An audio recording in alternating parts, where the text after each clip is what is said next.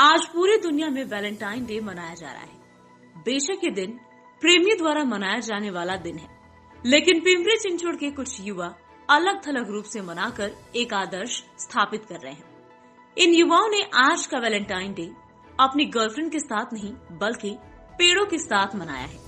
हालांकि हम अक्सर सड़क के किनारे पेड़ों पर विज्ञापन बोर्ड देखते हैं। ऐसे बोर्ड लगाने के लिए पेड़ों में ढेर सारी कीलें ठोक दी जाती हैं, जो न केवल पौधों को नुकसान पहुंचाता है बल्कि उनकी वृद्धि को भी रोकता है।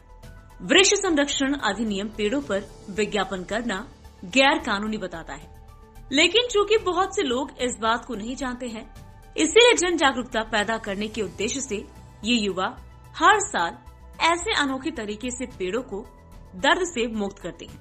वे पेड़ों के साथ कील हटाने वाले स्थान पर गुलाब के फूल चढ़ाकर वैलेंटाइन डे मनाते हैं और युवाओं की इस पहल की सभी क्षेत्रों में सराहना की जाती है।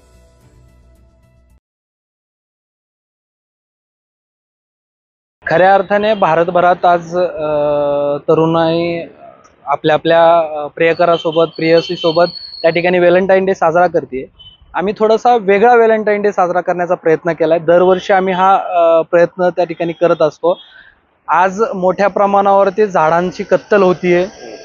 महानगरपालिकेकडनं जे काही झाडांचं वृक्षगणना होणार होती ती अद्याप झाली नाही। त्यामुळे कुठेतरी आपल्याला जो काही श्वास घ्यायला प्रॉब्लेम होतोय किंवा हवा प्रदूषण मोठ्या प्रमाणात वाढत आहे, त्या ठिकाणी ते कुठेतरी कमी व्हावं यासाठी आम्ही जे काही झाडांवरती विद्रुपीकरण होतंय, कुठल्याही त्या ठिकाणी बोर्ड लावले जातात, खिळे मारले जातात, कोणाची नजर काढल्याच्या नंतर ते हे लटकवले जातात, कापडं बांधले जातात। ह्यामुळे कुठेतरी झाडांचा देखील श्वास कोंडला जातोय आणि तो श्वास कुठेतरी मोकळा व्हावा। जसा झाडांकडनं आपल्याला चांगला सुंदर असा श्वास मिळतो, तोच श्वास झाडांना सुद्धा मिळावा, त्यासाठी हा आमचा छोटासा प्रयत्न आहे। Bureau report, VSRS news, Pimpri Chinchwad.